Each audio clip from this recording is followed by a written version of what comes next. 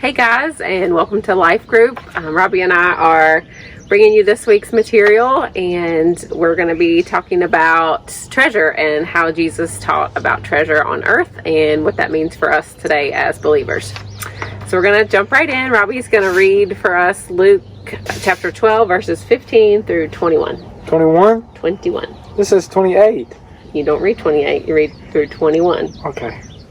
He then told them, "Watch out and be on guard against all greed, because one's life is not in abundance of his possessions." Then he told them a parable.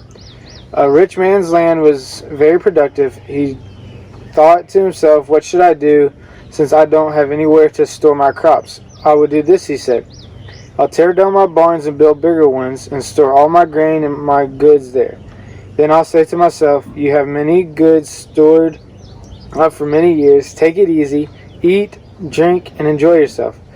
But God said to them, "You fool," that's me, "this very night your life is demanded of you, and the things you have prepared, whose will they be?" That's how it is with the one who stores up treasure for himself and not rich toward God. That's 21. Good, thank you. So the question, what's he worth? Many of us understand that question to be like monetary. How much money does Robbie have? What's he worth? Not much. Not too much money. He's not. I found out yesterday. But how many of us stop to think what that question would actually mean if we said, what's Robbie worth? Monetarily, probably not very much. But Jesus, when this question is asked, about worth and about wealth, he launches into this parable about the rich man who has all these things, so much crops that he needs to tear down his barns and build bigger barns, and then he thinks, well, I'm just going to retire now because I have all this stuff. So anyway, the question that was posed is about monetary worth, but Jesus, of course, always takes what's posed as a question and makes it, honestly what he wants us to understand. To him, our monetary value is irrelevant. To him, we are worth what we're worth because of who we are in him. So this question, or this parable that he speaks, he talks about how this guy put all of his eggs in one basket, I guess. Everything he thought of was just concerned with monetary. What do I have? What's my stuff? What's the value? And I think that Jesus uses this parable. He tells us that even this night, his life is going to be demanded of him. So he's torn down all these buildings, built new buildings to store all these things he thinks he's going to have forever. And now he's going to die. And how much of it does he get to take with him? So Robbie, why do you think Jesus would take the time to warn his listeners about loving wealth and possessions? Because we have to realize that the possessions we have here won't last, and we won't be able to take them with us when we go up to heaven. And what do you think is the danger of us putting all of our eggs in one basket, so to speak, of putting all of our value ourselves into our monetary wealth? If that basket's going to break, it's not going to hold up. That's right. Yeah, we really can't take it with us. So Jesus tells the story of this rich man, and he kind of mirrors the American dream, right? He has a bigger is better philosophy, which we do. He stockpiles his goods and he says, I'm never going to have to work again. He's spent his whole life working up to this point, and now he wants to live on, what he's stored up. But then he's told, well, guess what? You're going to die tonight. And it's just kind of a morbid story, but it's truth. I mean, how much do we get to take with us when we die? What are you taking with you when you go to heaven? We ain't going to take nothing because we can't take a trailer hitch up, but hey. You're going to be buried in the Jeep? I can't be buried in the Jeep. Jeep can't go. No, we can't it's too heavy to get in the sky. What'd you come in with? What'd you come in this world with? Nothing. That's what you're going out with. All right. Not one thing. So is there anything wrong with having nice things?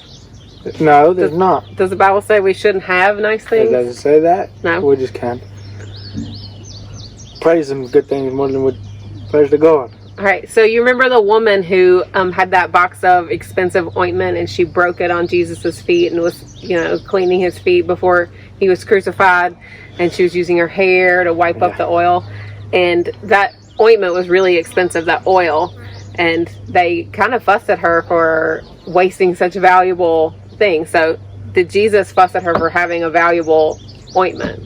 Did he say, you shouldn't have had this priceless thing? No, he didn't fuss at her for that, because what did she use it for? Serve him.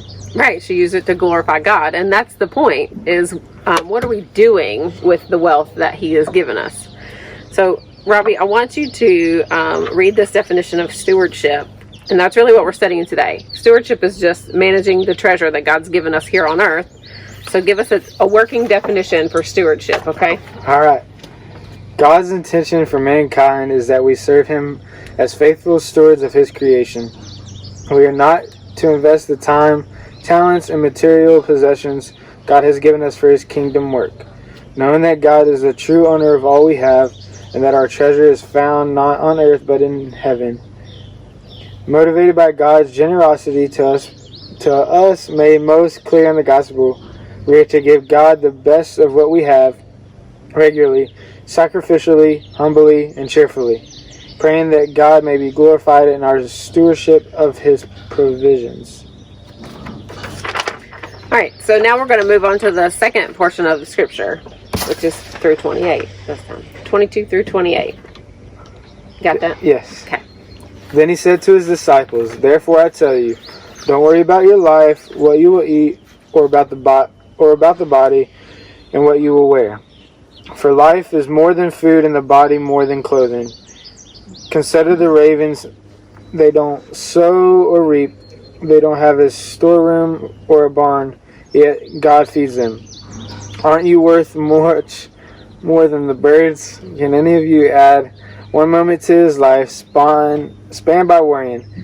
If then you're not able to do even a little thing, why worry about the rest? Consider how the wildflowers grow. They don't labor or spin thread, yet I tell you, not even Solomon in all his splendor was adorned like one of these. If that's how God clothes the grass, which is in the field today and is thrown into the furnace tomorrow, how much will he do for you, you of little faith? I got bit. So Jesus' words in this passage, they mimic what he said when he spoke about prayer. Essentially, like, what can you do? What can you add to what he's already given to you? What can you add to... That trampoline. I hear the trampoline. They gonna hear it too. I'm so sorry about the trampoline.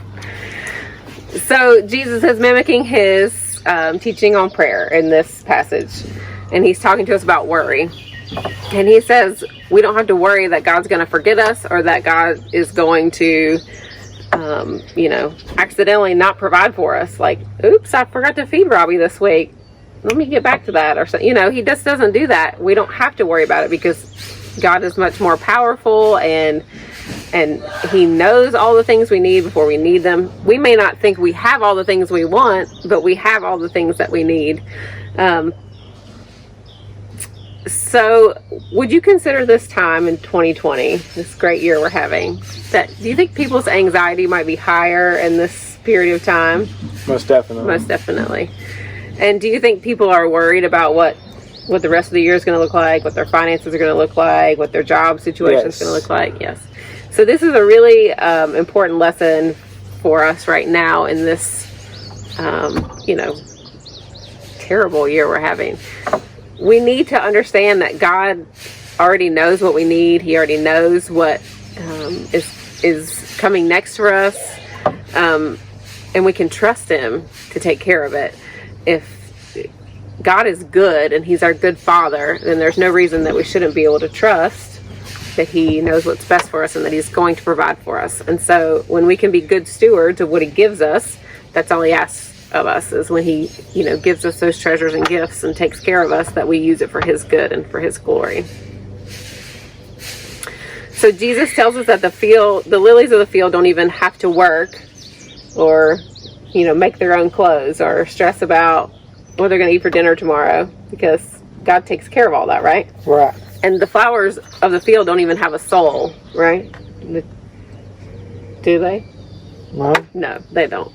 So how much more do you think God cares about those of us who he's who he's given a soul, who he has a relationship with. More. I mean, I would hope so, right?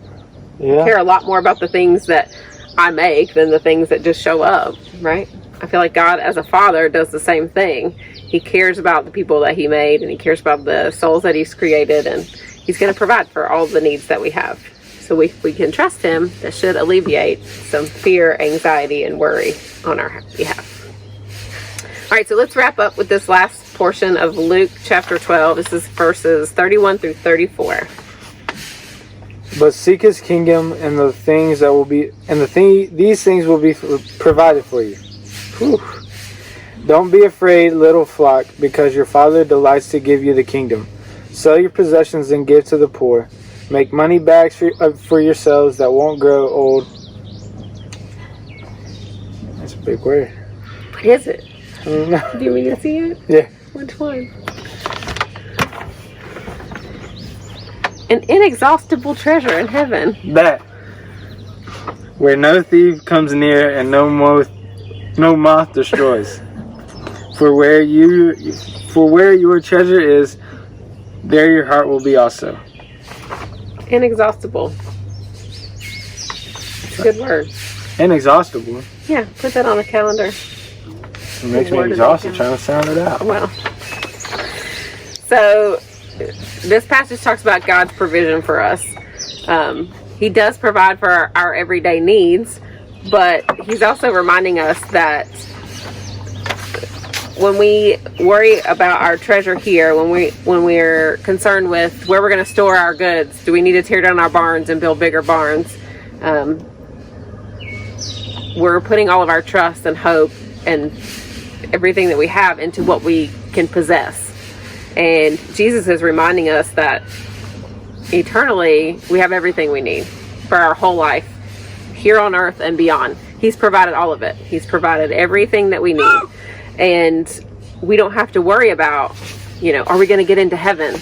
Are we going to have what we need when we get there? He's already taken care of all that. So for us to put all of our, importance and our value on the things that we're storing here for us in our bank accounts or in our vehicle or in even our grades, when we start valuing those things above what's spiritual. You have something to add? No. Okay. Nah.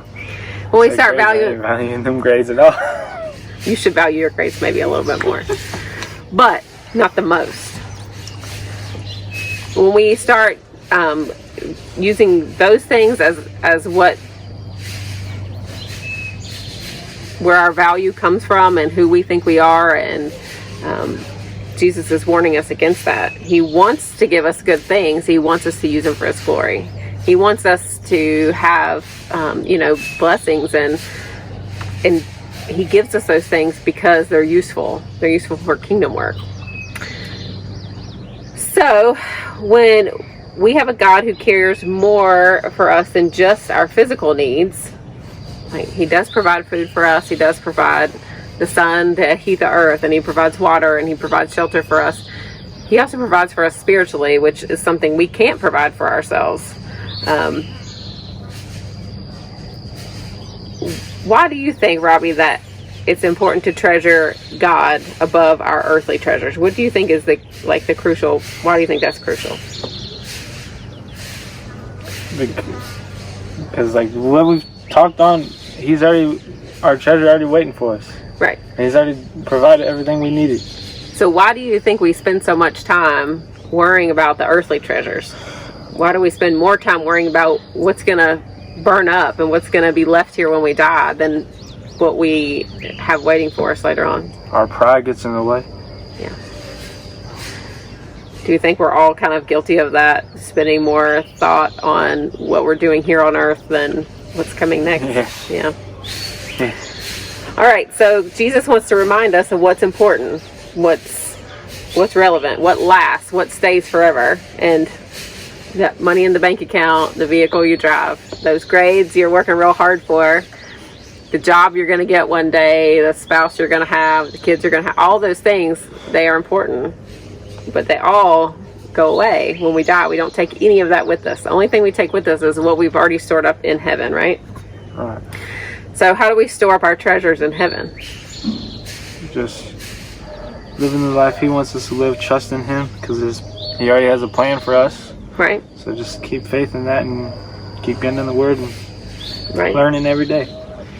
So Matthew 12:30, He says, love the Lord your God with all your heart, all your soul, all your mind, and all your strength. So I feel like if we start with that, if we're loving God with all of our heart, soul, mind, and strength, then we're not really putting all of our heart, soul, mind, and strength into earthly things, right? We can't put all of our heart into earthly things and into God. So if we choose God over the earthly things, then we're naturally going to be storing up treasures for ourselves in heaven. Look at that. It's an inchworm on my hand. Get it off. No. So sorry. We're going to have to cut that out. Okay, so if our dearest treasure is something that can't be destroyed, something that can't be taken away from us, and something that can't be,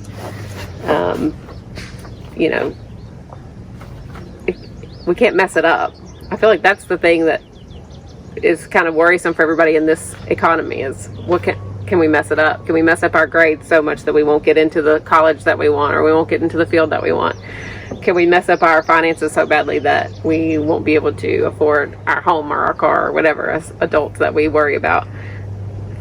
If our dearest treasure is what's coming in the future when we get to heaven, then we don't have to worry about the things that might be stressing us here. So, did you learn anything today, Robbie? All right.